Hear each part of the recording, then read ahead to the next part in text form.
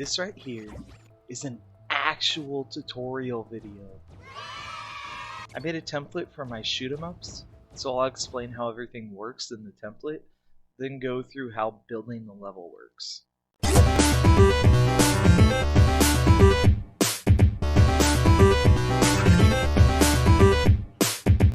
So I just wanted to show you guys my setup solution. So here's my Xbox, which is what I use to record Levelhead usually.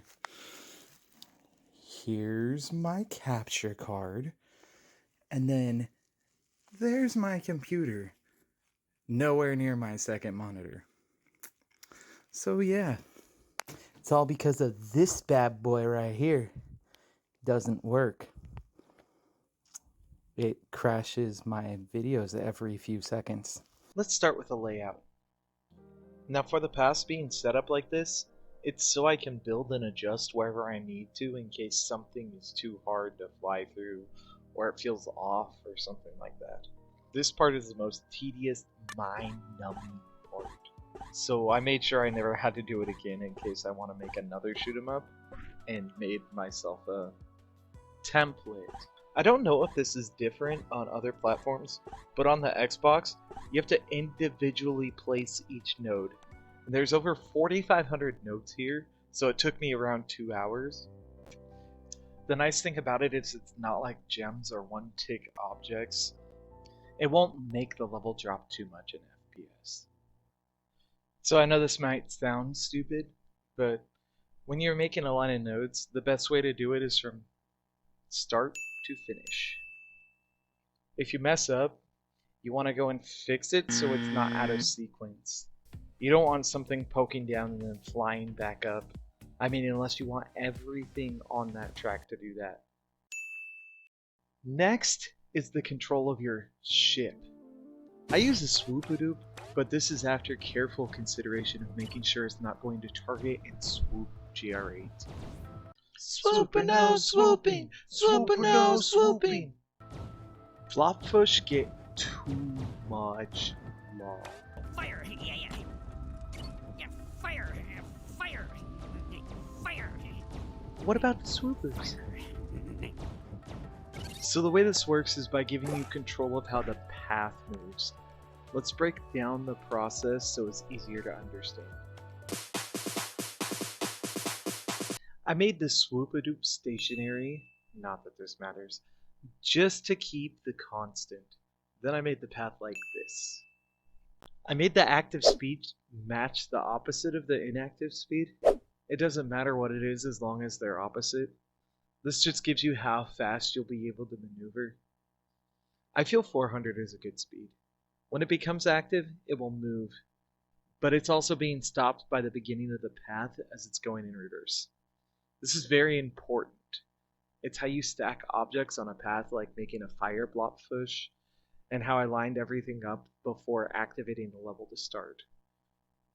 After you set this up, you want to make sure you have a relay like this. This relay is the thing that makes it all stay in place. It makes it so there's a one-tick happening as long as you're not controlling the ship. Now this is where it starts to get confusing. You want to have 2 input switches going forward and 1 going backward in this fashion.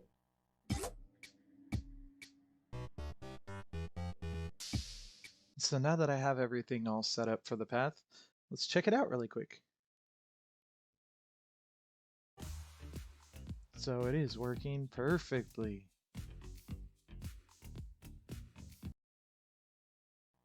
Next is the shooting aspect.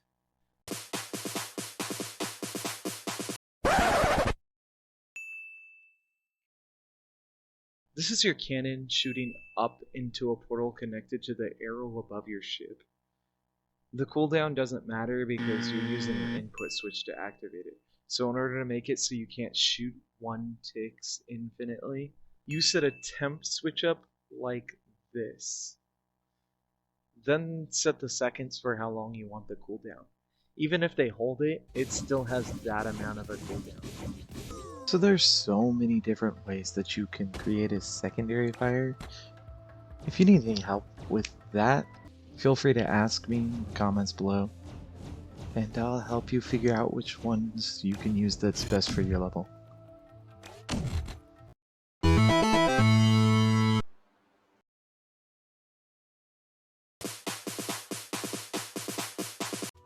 I just want to make a quick explanation on the way rifts work. So the enemy that you're using has to be able to fit into the rift. It doesn't matter what the output rift is, they can squeeze through a smaller one, but they have to fit through the part that they're going into in order to go through the rift. Next is the way that I implement health into the level. The ship is super easy.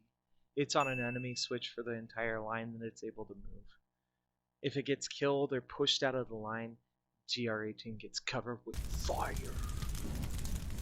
Heart containers are fairly easy as well. I have portals under the ship that collects the enemies and sends it to a puncher jail, because that's one of the only ways you can hold flying enemies and One eternity later. in place. And then I put enemy switches for each amount of enemy that would be held in there, up to 5, and then after 5 it triggers. GR18 getting burnt again. You can probably see a pattern forming here.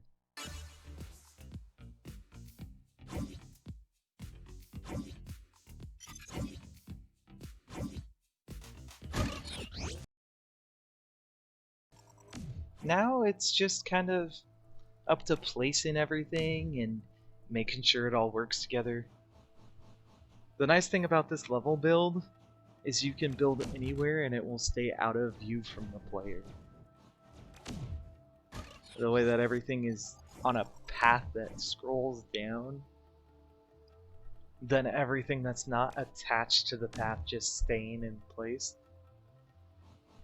It kind of gives you the freedom to be able to surprise the player later.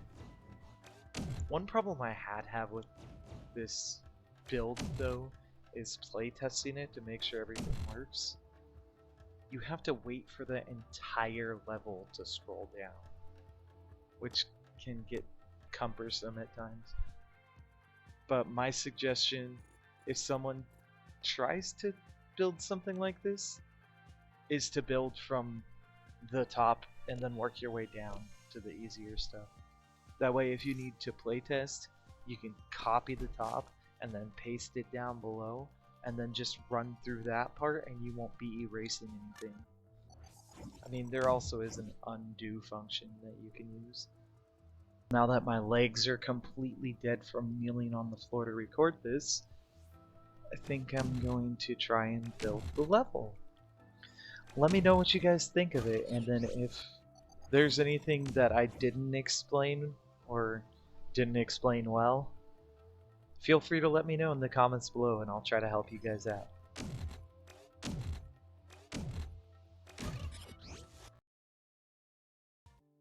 All I know when your run is out of fidgets. What?